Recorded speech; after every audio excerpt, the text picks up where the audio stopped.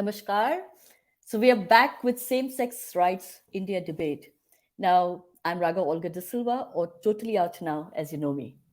During our last episode, we started at the start, if you remember, and we asked our esteemed panelists, what is same-sex marriage rights discussion all about? Today, we will talk about mental health issues faced by the LGBT plus community when basic human rights are not made available to us. The central government recently opposed same sex marriage rights in India, arguing that same sex marriage is against our Indian culture.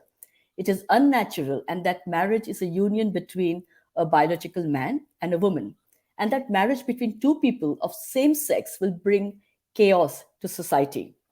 Statements like this adversely affect our community.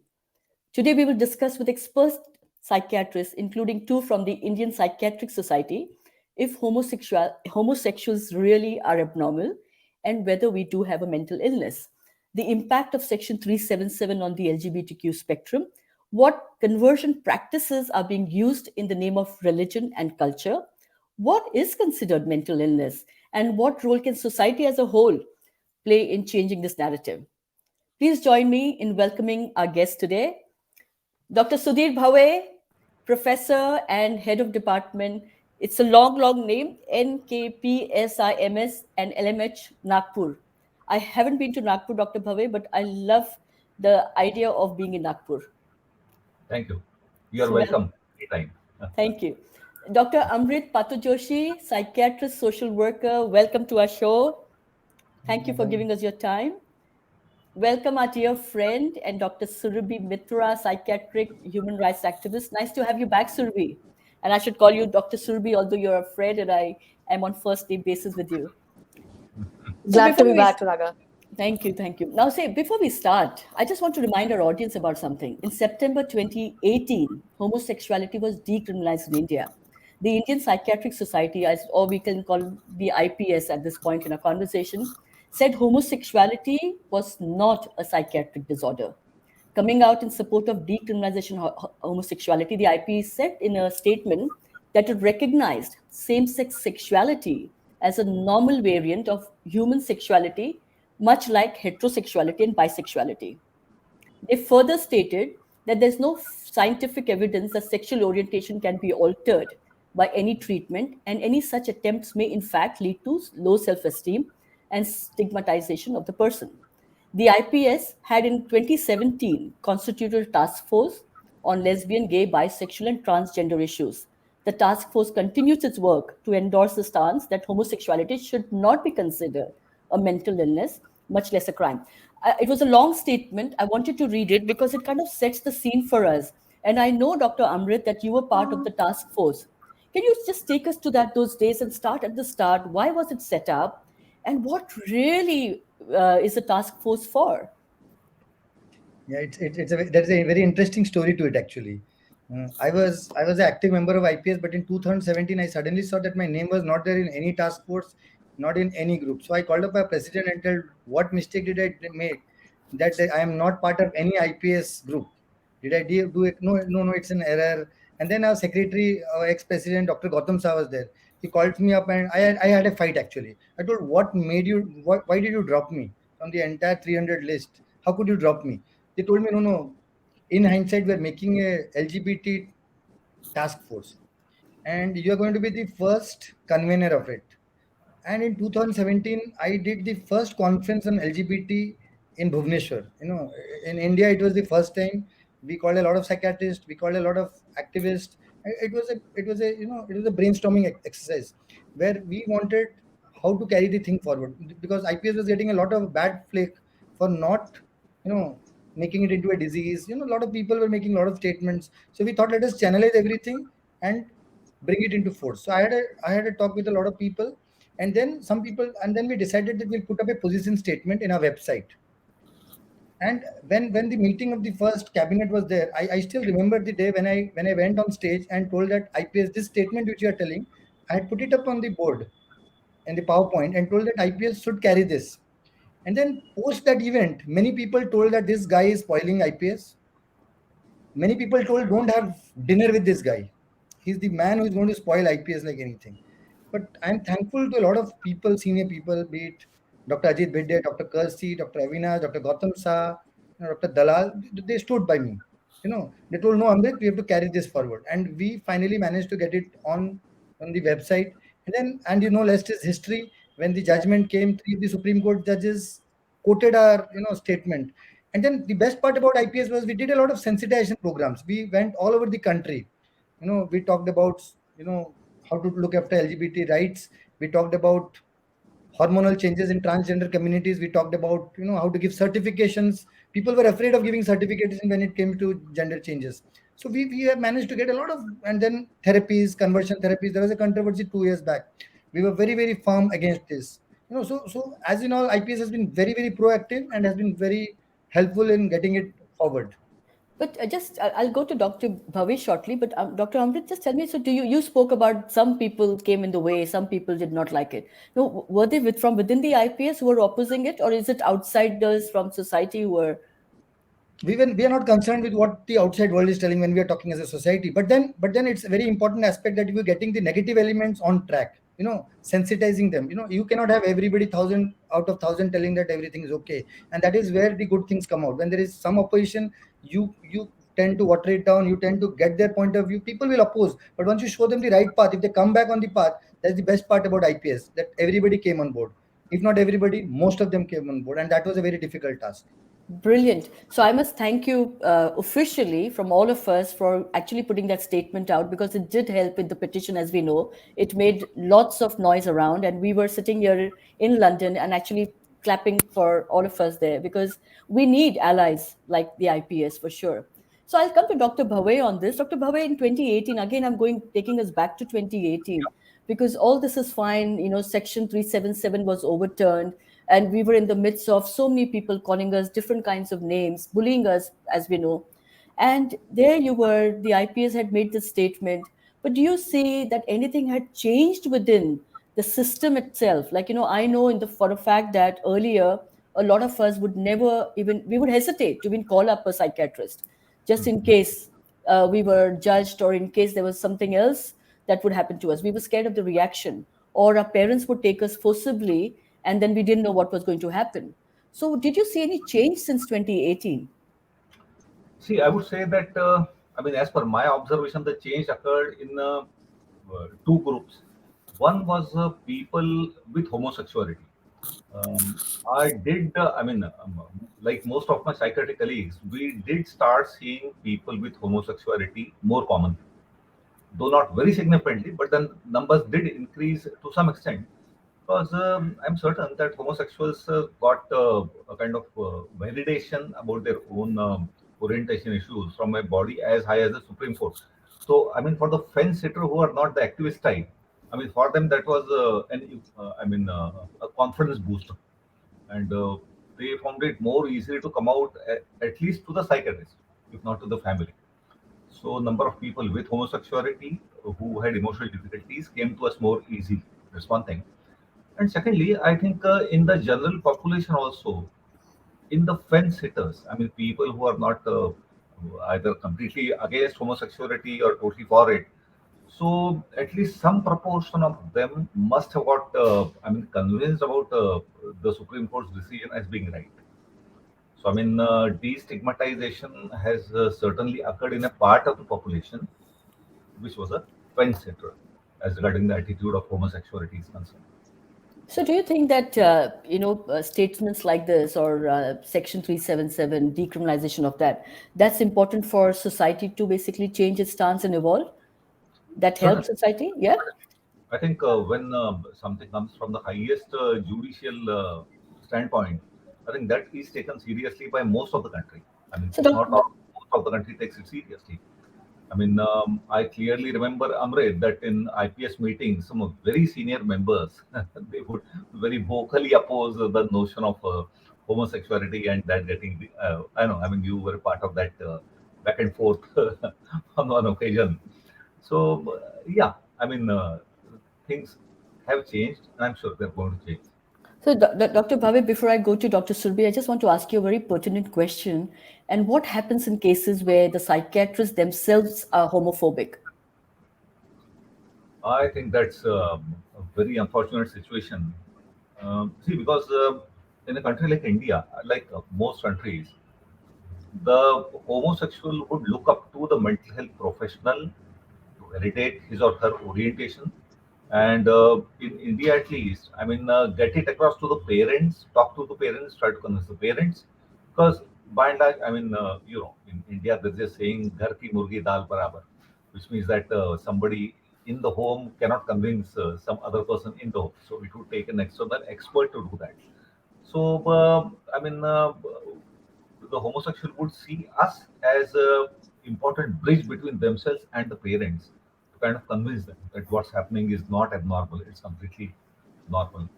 So that's where we stand, and we should stand.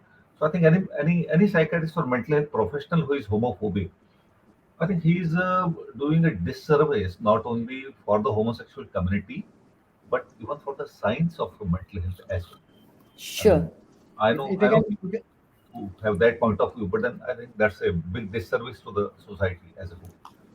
But there are processes and systems in place to manage that, just in case, somebody comes up to you and people are homophobic. What do you do? Um, See, if it's a layperson, I mean, not a mental health professional, then I mean, we have to talk to the person, we have to counsel them. My biggest, I mean, statement for homosexuality is like, I mean, many mental health professionals, that it is not a question of choice. I mean, that is something that I try to drill into the heads of parents of homosexual and community at large. I mean, had there been a choice, I mean, a choice point where I can either go this way for homosexuality or heterosexuality, then things would have been different. But then there is no choice. I mean, if I'm a homosexual, I am a homosexual. You Okay, can't to be a wonderful. hetero. Dr. Bhave, thank you for bringing this up, because that's something that I'm going to come back to you again and ask all three of you. Because if it is not a choice, the whole subject matter today is, then are homosexuals abnormal? Do we have a mental illness? So that's my whole question. Coming to Dr. Surbi, now you and I have spoken about this in the past, and I'm really interested in a country like India, which has so many different religions, and the central government says that society, will come in the way of the culture of society. So I just want to understand, what are the typical issues you face or barriers you face from parents when they bring their children to you who have come out to them. And we spoke about conversion practices, for instance, and some of them are really, really painful to listen to. So I will give people a trigger warning. Anybody watching this, listening to this, please be warned that there may be things we discuss that may be painful. So, Dr. Subi, do you want to give us a little bit more light on this? Yeah, so I have undergone, I have had a lot of parents coming to me and talking to me in a sense that, this is against our culture and this is against our religion. And especially this is against the Granth. I mean, the thing that is written in a religion. Say, for example, the Hindus, there is the Gita.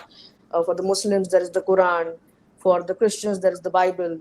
So they always quote this, that in these things, it is a sin, it is absolutely abnormal. And religious wise, they send their children for conversion practices. And in so there are different types of conversion practices. So earlier, way before, there used to be lobotomies done. That is, they used to drill a hole in your cranium, that is your skull, and they would think that homosexuality would be cured, or the spirit of the homosexual will come out of that hole.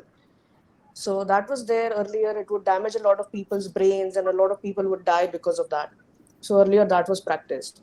Later on, they were put into concentration camps. So, the Nazis had concentration camps. Similarly, there were certain conversion practices happening in which there would be concentration camps, where there would be experimentation on the genitals of the homosexual people. There would be rapes happening, especially with the lesbians, just to tell the lesbians that, this is the real deal of a life of a heterosexual, and that is what you should experience, and homosexuality means nothing, and this is not the reality. This is the harsh truth, but also there would be a lot of times they would not be fed food, they would not be given water for days, they would be hanged to the wall, they would be chained a lot of times, just to see that the spirit of the homosexual comes out in a way. Sorry, I'm going to These days interrupt. now, Sorry, yeah. religious practice, yeah, Sorry, these what's days now happening now? religious Yeah. practices, yeah, are happening more often. So the conversion practice is more of the religious kind now, where there is not much of a physical damage to the person, but a lot of psychological hammering is done, in which the person is told as per religious guidelines that how wrong it is and how it is a sin and how it needs to be changed and how it is a choice which you can make.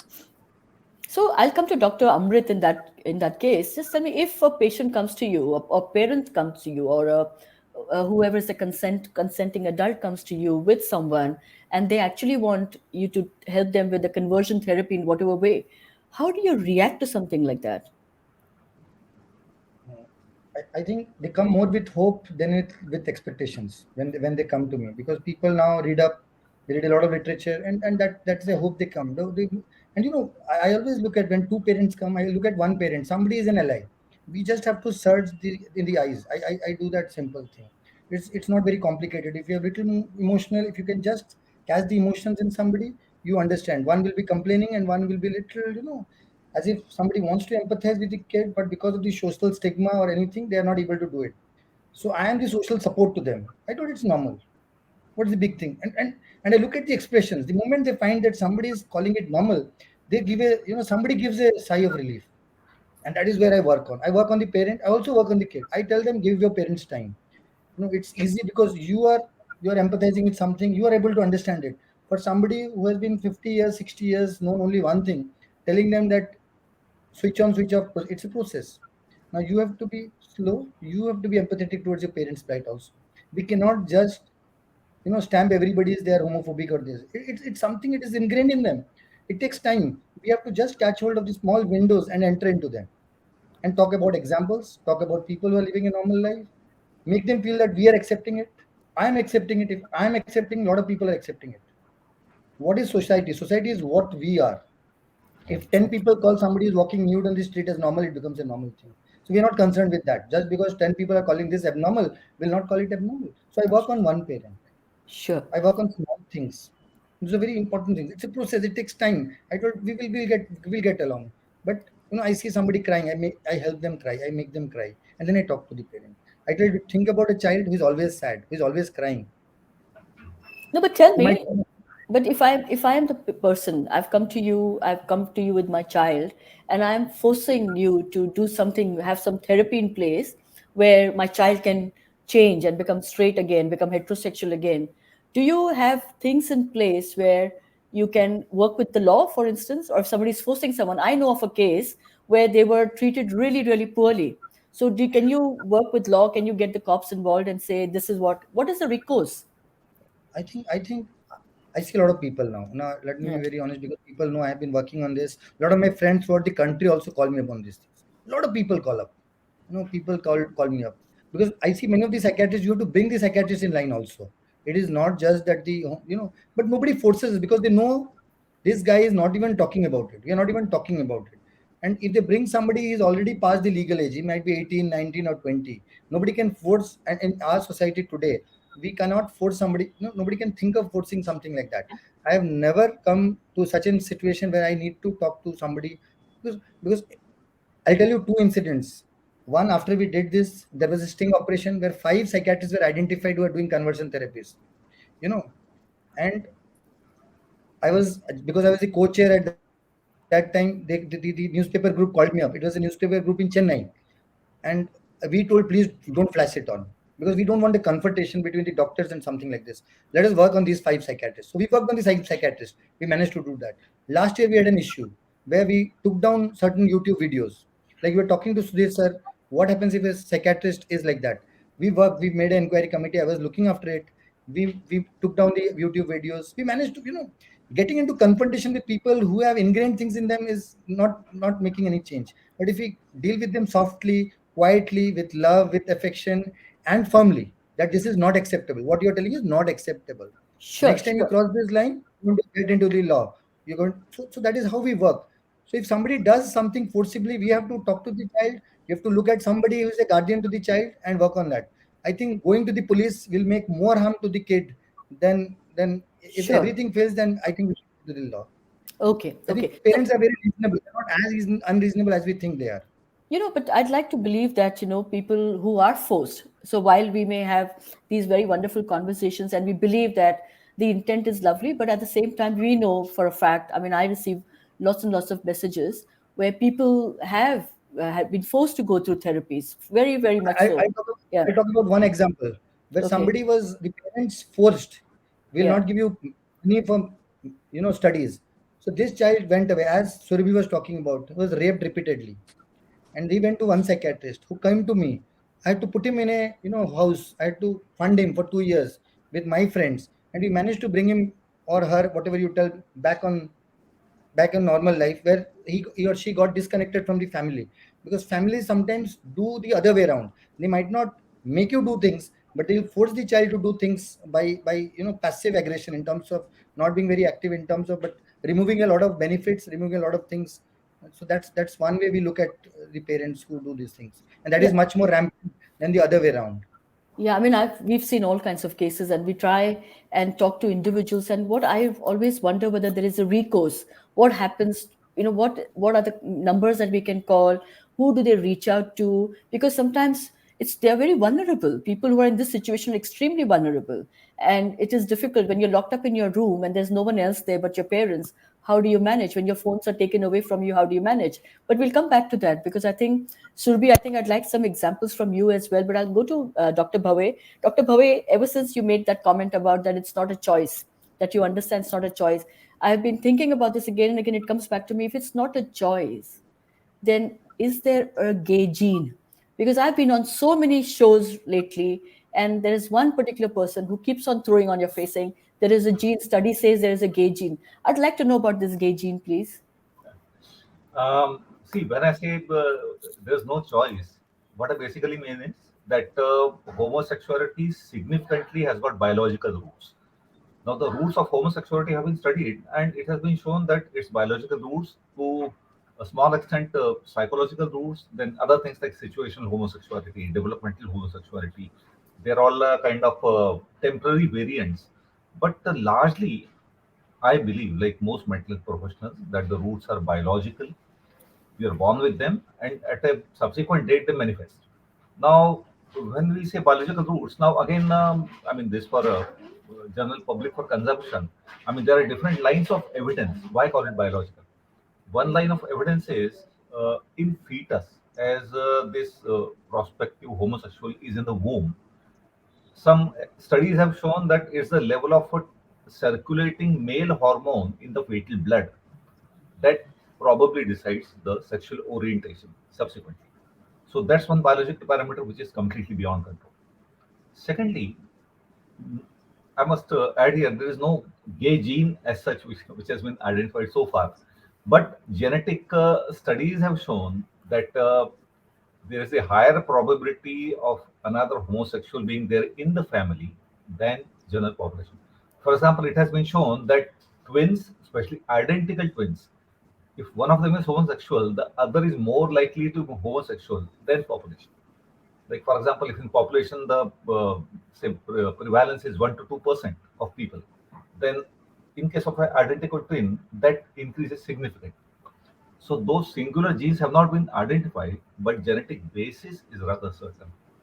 Okay, very well put, Dr. Bhave. Thank you. So, Dr. Surabhi, for me, what is important now to understand this mental health that we talk about, mental health. Where people keep saying, "Oh, you have mental health issues. You have a mental illness." People keep saying. So, do you think that the mental illness is that true, or does it come from these kind of social pressures that we have, which society puts on us constantly, putting us, keeping us away, or trying to convert us, or trying to tell us that it's against our culture. So is that why we have mental health issues, or is it a mental illness?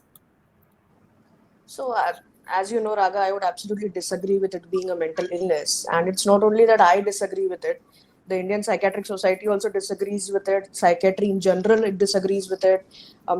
American Psychiatric Association disagrees with it. I mean, every I think, mental health, you can say, body in this world has disagreed with it being a mental illness.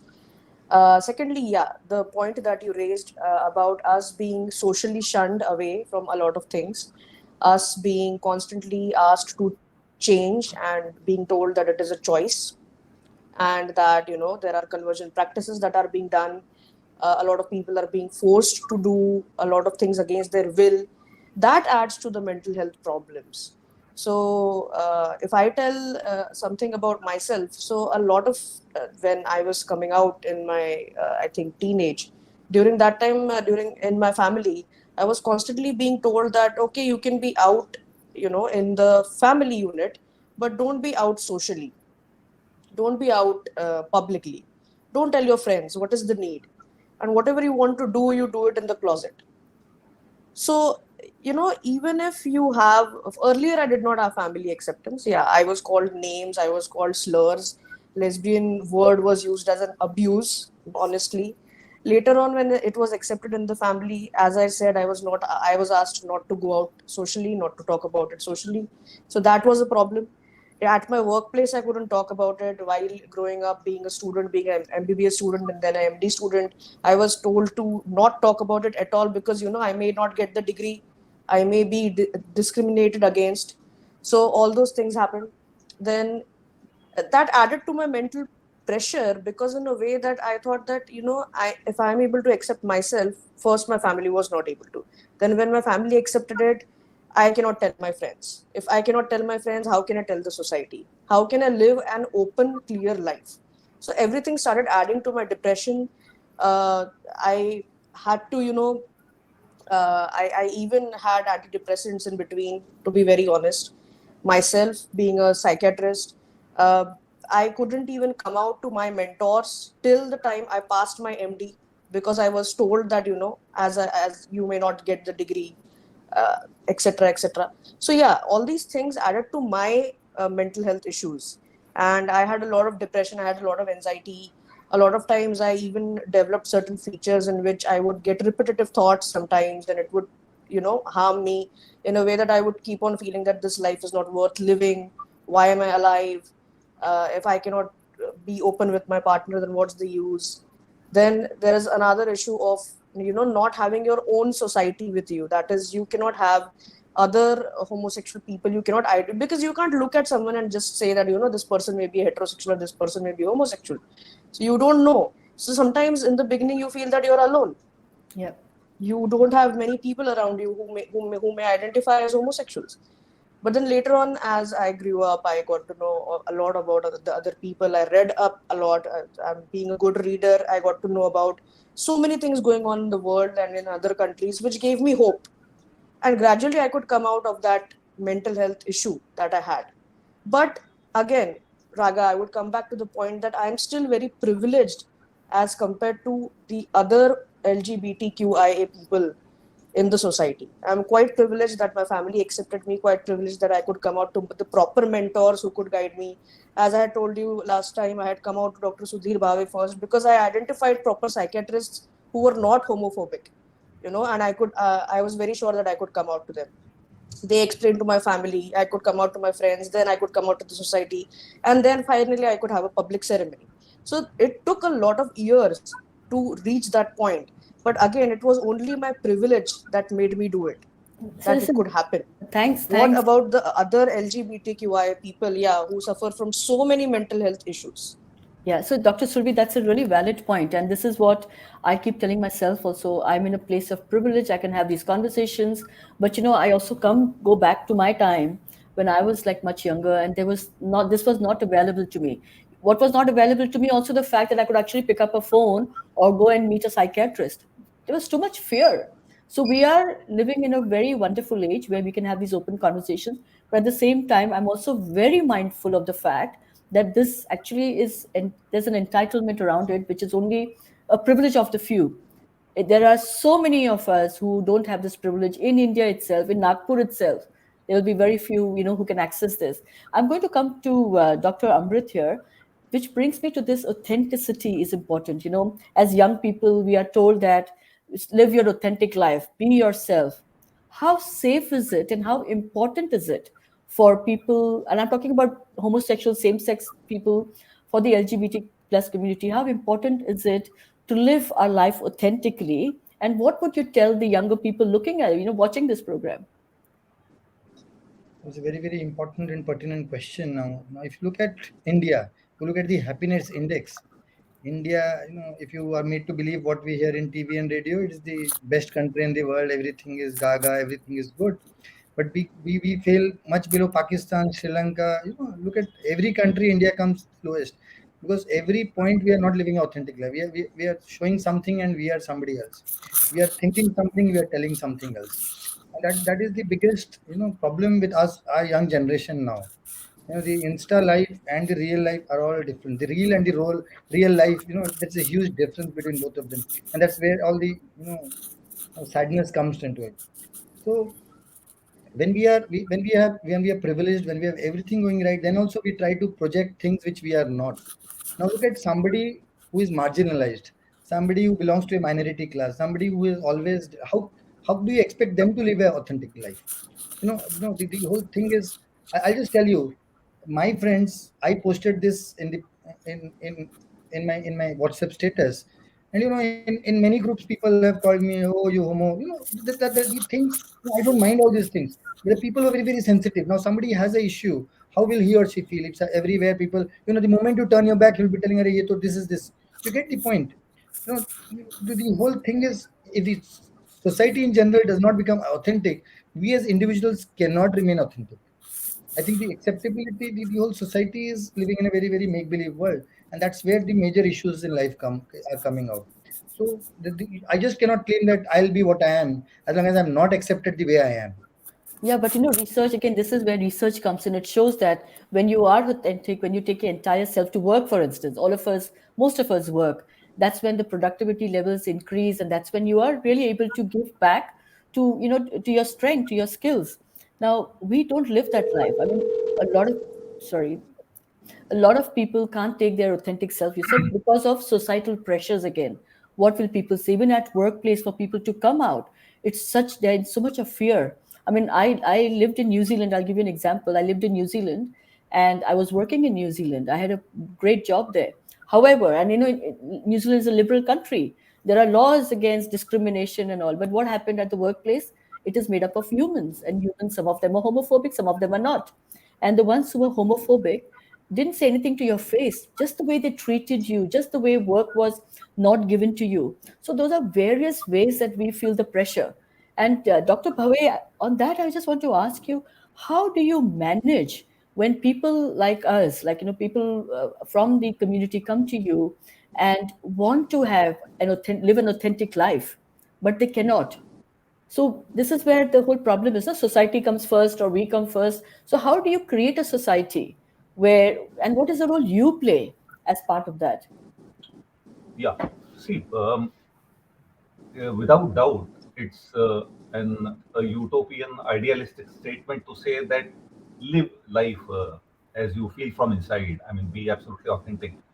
But I think, this perhaps partly an answer to your earlier question to Amrit, that in being really authentic, the homosexual has to weigh the cost benefit analysis. See, because at times the cost of being authentic can be too high.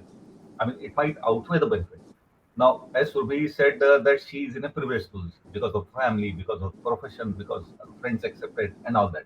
Now, think of a girl who is homosexual, staying in a village with Orthodox community, with panchayat and all that in place, and she coming out, she can be killed, right, for being a homosexual. So I think whenever we as mental health professionals have to advise the homosexual regarding, being authentic, I think we have also got to take into consideration the social cultural context of that person. I mean, for an urban client who is living in city, who is educated, family is educated, the whole social circle is educated. I mean, it would be much advisable for us to tell tell him or her to be completely authentic. I mean, not have courage, don't fear the society, and so on. But perhaps for somebody who does not have that kind of a privileged background, then I would not be so open about suggesting authenticity in its full glory, but maybe in measured ways, in ways which she could disclose to these people, but not to these people. So I mean that kind of a partially authentic, if and any term like that can be used. I think Selective, so. It's selective. Yeah, no, but that's what Dr. Surbi said earlier, right? You have to partly live in the closet. So basically, you live in the closet, then you come out only when it is safe, then you go back in the closet. That's what we are suggesting as society as well. That's the society we live in. I think the second part of your question is what are we doing for the Yeah, society? I think that's a very important part. And what IPS is doing, what Amrit and his colleagues have been doing, I think that's a very important step in that direction. The society on the whole, I mean, apart from the wonderful Supreme Court judgment, needs to be made aware about the various facets of homosexuality. The society has to understand that homosexuality is not a matter of choice. If the person is a homosexual, he or she is a homosexual. Nobody can do anything about that, and they must have rights equal to heterosexuals. So I think creating that kind of awareness is significantly the responsibility of a mental health professional. sure, fantastic. Because I think that's what we need. We need allies. We need lots of allies who have influence on society. And I think that's where IPS has played such a big role. I'm going to ask the audience, please feel free to ask questions. We've got such fantastic panelists here today. Make use of them. And normally you would be paying thousands of dollars, right? So Dr. Bhave is smiling. I'm going to ask this question to all three of you. I want to have a view on the, now we'll come back to the crux of it. So, is it true that we are abnormal? I'm just going to come back. I want to understand, and I know you've responded to this, but I want to ask it upfront. Are we abnormal? I'm going to start with Dr. Surabhi this time. And I did answer to it I'm going already. to ask you again. I'm going to ask you again because we've listened to all this, and I'm going to ask you again, and I want you to say why or why not. Okay, so if it comes to our looks, we don't have like 12 fingers or 30 fingers. We don't have two noses. We don't have four eyes. We look like exactly like any other heterosexual. We look exactly like a human being. So physically, there is no problem. Mentally, if you ask me, if I talk about myself, I have done well in my studies. I have done well in my career. I am doing well with whatever I do. So I don't think there is an issue there. And mentally abnormal means, okay, I don't know, but if you consider all the psychiatric disorders, I don't have any except the ones that I mentioned. That earlier I did have some amount of depression and anxiety, but that was because of the reason that I was asked to be in the closet and not because I was a homosexual. Honestly speaking, if somebody asks me, I am happy with this life. I am happy with this queer life that I lead. If somebody asks me that, would you, by chance, if you get an opportunity to actually change into a heterosexual and lead that life, I would say no to that, Raga. Honestly, I am happy with who I am. I am really in a good space. Earlier too, and as of now as well, and even in the future, if you ask me whether I would want to change or lead somebody else's life, no, I wouldn't want to. And yeah, that's my answer to all of that, that no, we are not absolutely not mentally abnormal or any way, any in any sense abnormal. Societally, we live a life, we have psychological issues just like anybody else. We are philosophically very literate, we are erudite in certain things. And even if the other LGBTQ spectrum could not get that much of education, that much of equal space in the society, but they are absolutely normal, if you say, if you look at their lives. So no, I don't agree with this at all. It's brilliant. I was wanting to listen to this straight from you because you're part of the community. You're also a psychiatrist. You have a lot of experience in professionally as well as personally. I think we need to clap for Dr. Surbi. Really, it's amazing. Thank you. Thank you for actually sharing this so openly. I want to ask the same question to the two doctors from the IPS now. And then there's a fantastic question put forward by Kavita Arora, which I'll come to Kavita, come to you shortly. But Dr. Amrit, let's hear from you. For me, normal abnormality is a statistical construct. Just because 10 people tell that hitting a dog on the street is normal, we will not normalize it. The thing is, this is a basic thing. It's just because the majority tells something, we will not accept it. Like Surabhi told, we are all equal, we are all similar. It's not a choice. Once it is not a choice, it is not abnormal. In terms of the thought processes, in terms of the behaviors, in terms of the way they react or act to situations, I think discussing this, I think this should be closed, that we are abnormal.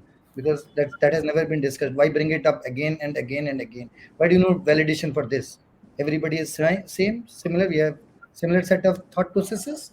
We all are equal in all respects. I think this question should not be brought again and again. It should be buried deep into the deepest sea and kept.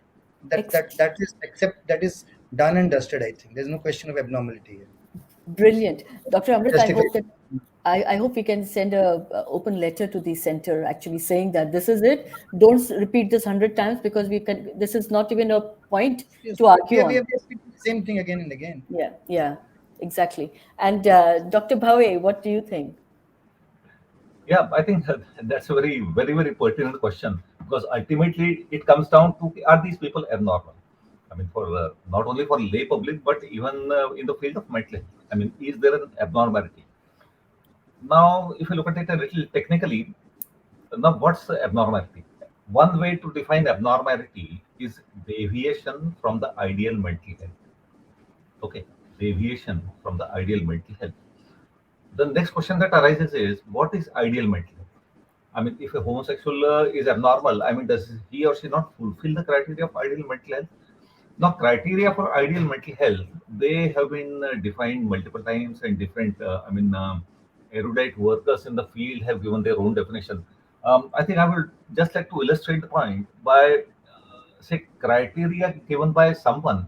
I mean, since you asked this, I recorded a person called Jahoda.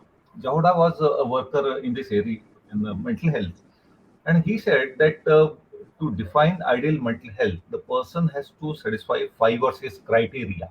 Okay. Now, if one checks the homosexual against each of these, we can ask ourselves that, are they satisfying these criteria for mental health or not? Like, for example, the first criterion he said was a positive view of the self.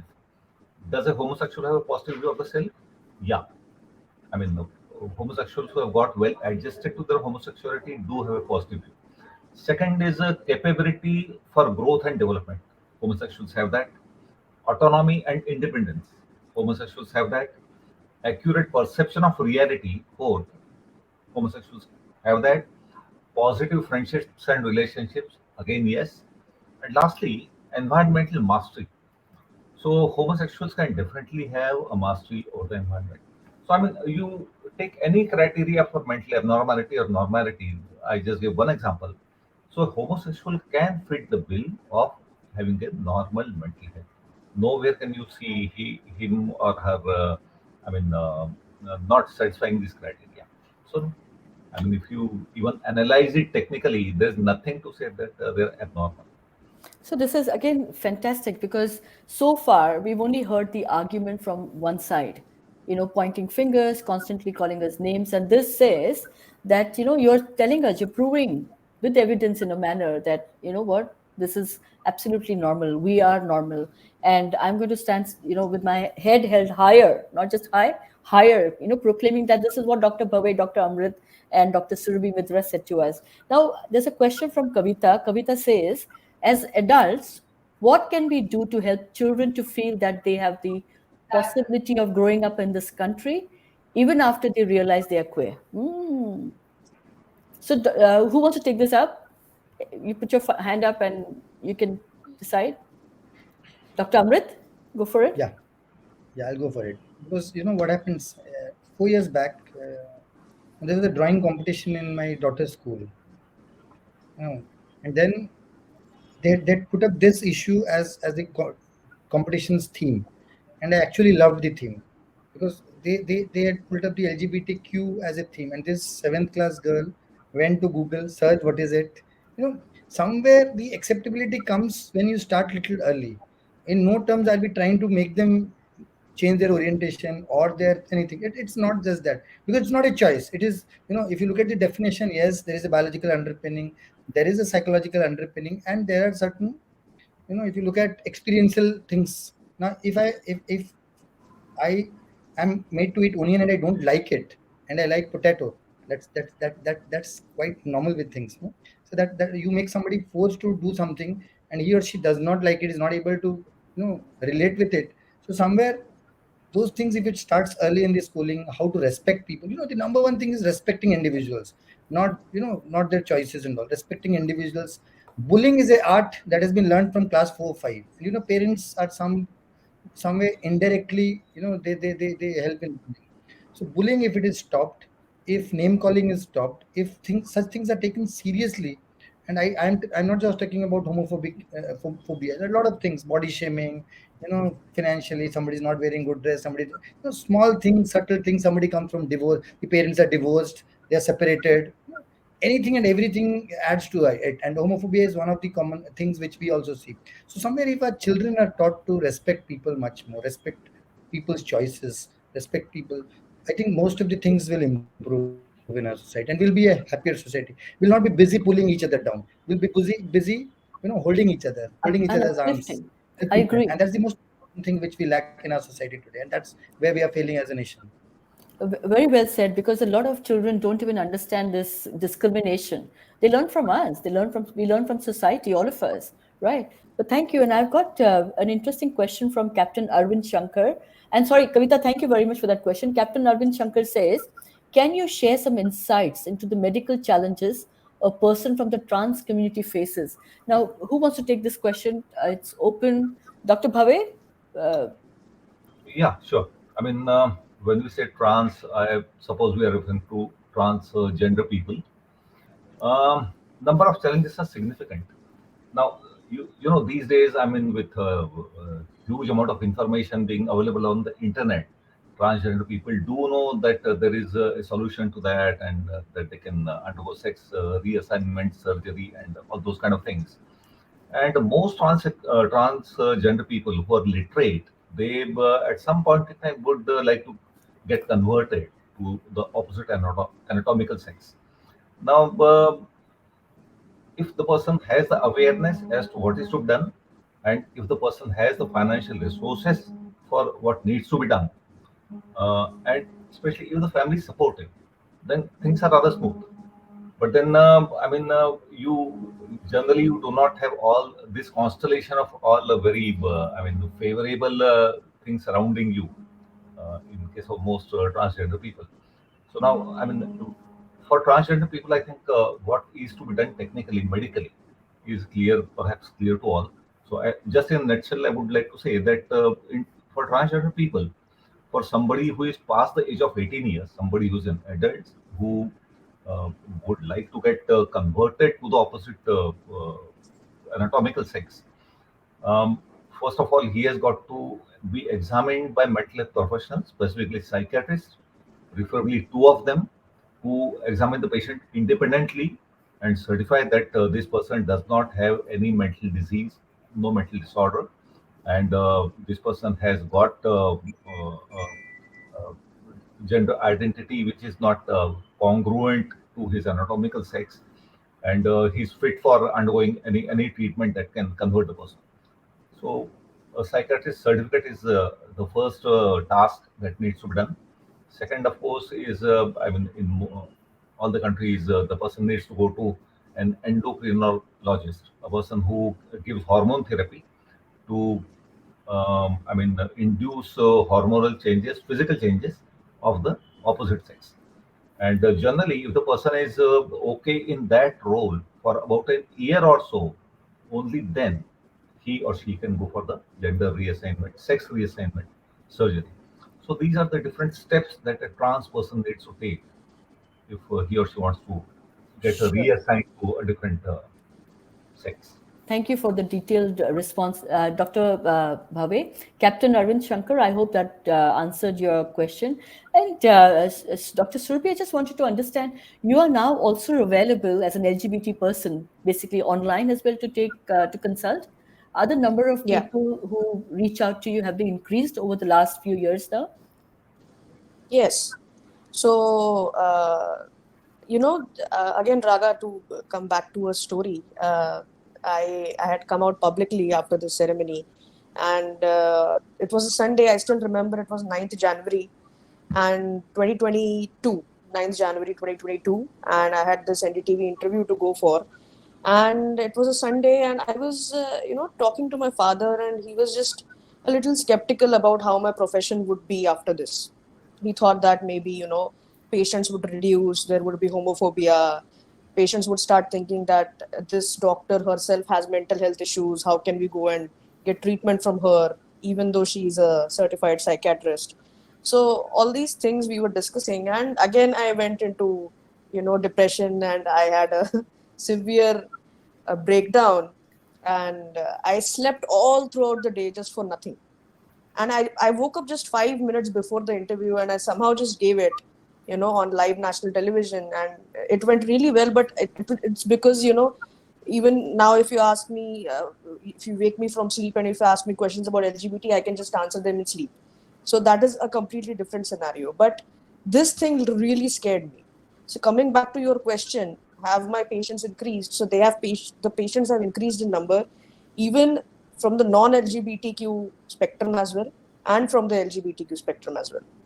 So I have a helpline on my social media, on which I get a lot of calls, and irrespective of that, for consultation I get a lot of calls. For the GD letter, that is a gender dysphoria letter, which is used to be given to the endocrinologist and for the plastic surgeon for the surgeries, etc. That I am giving, and I get to talk to a lot of people from the lesbian, gay, and bisexual community as well, to explain to their parents and to their siblings and to their family members as to what it is. And also non-LGBTQ patients have increased, because I think they got this feeling of me being a very open-minded and a very socially acceptable psychiatrist, even coming from the LGBTQIA spectrum.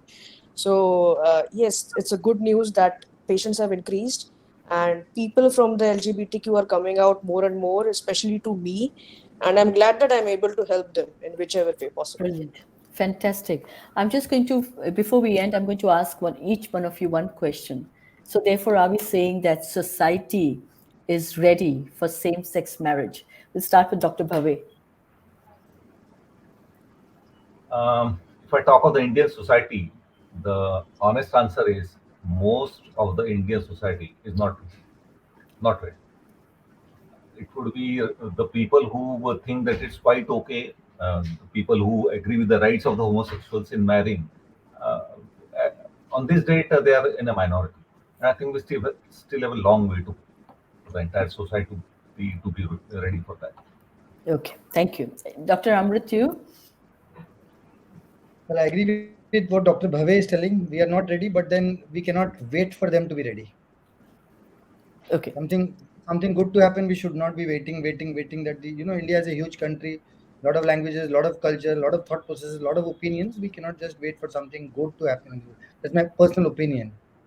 So we keep striding along and we start the process, right? We have to wait. Society is us They have to at do the end of the something day. so that we'll accept it. Somewhere they have to be made to accept it. If they don't accept it like that. And Dr. Surabhi, what's your view on this? See, Raga, if we see historically, every change has taken time.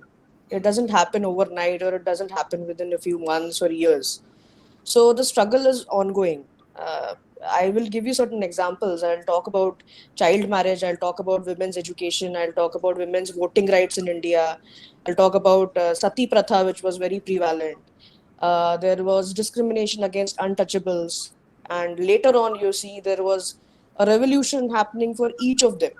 And once that revolution started, once the legal system changed, once the judiciary accepted, there was a change.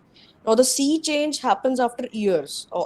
The basic change starts from within right now, but the sea change happens after years.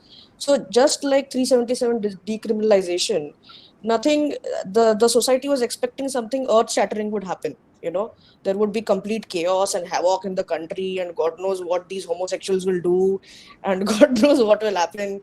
So, it was there prevalent during 377 decriminalization. But once that happened, a lot of people's mentality did change, and even I could come out freely after 2018. I could talk about it freely. So we were no longer criminals, we were open to the society. Similarly, I think, as Dr. Amrit said, we cannot wait for the change. We should actually hope that the legal system legalizes it, and then gradually, once the society understands that, oh, it's not a crime, oh, it's legal in India, then there would be a real social change. Thank you, Surbi. You just voiced my words because I actually believe in it as well. I think I think society will be as ready as we allow them to be. It's a slow process. I heard so many people say, and just for people who haven't watched this program earlier, I am a mother of two. I was married once to a man. I came out only in 2019 publicly. I was out, of course. I'm with my partner, same sex partner, for now 16 years, over 16 years. We raised our children together. Our children are constantly asked, who are 25 years old, are you gay? Because they've been brought up by two mothers. So they didn't have the gay gene, people, sorry. And as I say, I also tried really, really hard to be straight, but I didn't have a choice, as Dr. Bhave said, and I am who I am. I live my life with authenticity. And I believe that a lot of people told me that the world is going to fall apart because I was getting married to a woman. Nothing happened. I'm still waiting for that world to fall apart. So nothing happens, people. In fact, I think with examples of Nicola and I, Surabhi and her partner, Paromita, I think the world becomes a more loving place. Like I love what Dr. Amrit said earlier, which is what I talk about all the time, respect. As simple as that. There's only one word, respect. Respect the differences, respect the similarities. It's a simple thing, as simple as that. And is there anything anyone wants to share before we thank everyone for the wonderful conversation? Raga, if I may say something. Sure. Yeah, so I was going to mention this today. So now that I've gotten this opportunity, I would use it. That, people don't remember the old Raga. They just see you as you are now. Okay. So they talk about you in a sense ki, Raga is out and proud. She's living happily with her partner in London. She has twins who have accepted. In fact, they got you married, right? Your children got you married to your same-sex partner, Nicola. And, she is living happily. Why does she need to conduct all these shows about same-sex legalization in India? What has she got to do with it? But nobody realizes that once you cross the border, okay, you are no longer married to your partner. Similarly, you're no longer accepted socially or legally, and nobody remembers the violence and the mental trauma and even the physical trauma that you underwent when you were in India. So I just would like to add this and want to tell our audience that, whatever the present is, right now, Raga and I come from a privileged place that is absolutely different. But whatever we have undergone cannot be forgotten. And and this actually shows what the other India is experiencing right now, even in the present, because they are not from privilege. So please do take that into account and try to understand the stories of people around you. If they ever come out to you, please help them in coming out to their parents, or get them to a good proper psychiatrist who is not homophobic, and please help them in whichever way societally possible, and be their friends, be allies, please. Brilliant. Now you know why I bring Dr. Surabhi back so much, because she speaks so clearly, so beautifully, and really, you speak our mind and our heart, really. And thank you for being the torchbearer for us. And Dr. Amrit, Haji, please, Dr. Bhave. Yeah, yeah. Just one point. In that comments box, I saw Kavita mentioning that the younger generation is more accepting. I would just like to comment on that. I think I completely agree with that. The younger generation these days seems to be more open-minded, more accepting these things. I mean, when I look back during my college days, I was staying in a boys' hostel, and we knew from all the gossip that in my batch of 200 people, there were two or three who were homosexuals. But it was completely under the closet. They were butt of jokes. I mean, I must add that my batchmates, including me, found it difficult to accept the normalcy of their relationship. But when I look at the next generation, things do seem to be different, especially in the urban area where I reside or where my family interacts. For example, I have two daughters, and both have friends who are homosexuals, so things are out in the open. So I know that with either of my daughters, who are the friends who are homosexual, because they have come out, they have been well accepted in their social circle. So I mean, though it's a limited group and cannot be generalized to the entire country, but then I think we have reason for hope. I think in the Sure. next generation we are finding people who are quite okay with accepting homosexuals in their Yeah. fold. Dr. Bhavi, very interesting point. I have to just add here, many years ago when I lived in New Zealand, I used to have there was a little, my children's friend called, I won't take his name, sorry, on TV, but a little kid who's now 25. He lives in New Zealand. He was very, as we call those days, effeminate, and they used to call him camp. Like, he was very, very feminine. His mother said to me when he was about 5 years old, he's gay. And at that time, I wasn't out at all. And I was fine with it. And so about 3 years ago, I saw his photograph on Facebook, beautiful tuxedo. He was, at his convocation, graduation ceremony, and he had pink hair and beautiful tuxedo. So I asked my daughter, and I said to her, and I say Rahul for namesake, that's not his name. I said, "Oh, is Rahul out now?" And she looked at me and she said, "Why should Rahul have to come out?" She said, "Mama, it is you, your age people have to come out. We don't need to come out. We accept people for who they are." And that actually made a point. It was really true, because this generation doesn't really, it doesn't matter. They look at people as people. At least maybe it is the privileged class. I don't know that yet. But I've done when I wrote my book, I traveled quite a bit into India. I went to Ranchi. I went to the smallest cities and smallest villages of Jaipur. And it was interesting. And I would tell Nicola, "Oh my God, my story, I think I have to be prepared to get chappal and tomatoes thrown at me." I got the most love, the most respect. People came and touched my feet and said, "Thank you. I can now go to my parents and tell them who I really am."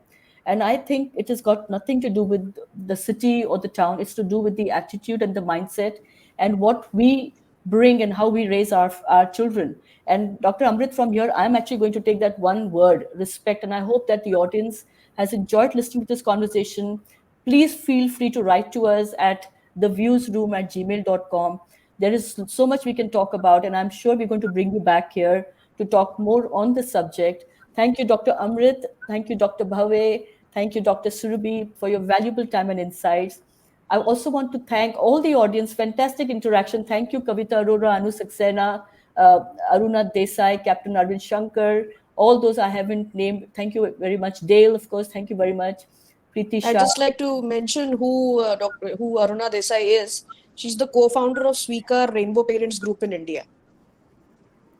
And Aruna Desai is a very dear friend, and she's an amazing, amazing person. If you don't know about Swikar Rainbow Parents, please look it up. We will have Aruna back on a show as well. We've spoken to her earlier. And I'd like to thank our partners, Lotus Visual, for your support, digital partners, Digital Fix, who do all our social media, and our fantastic community partners, the Gay Indian Network, or called GIN, here in the UK. Thank you, Nicola, the producer of Newsroom. And of course, thank you, everybody here on the panel, for putting up with us, for listening to us.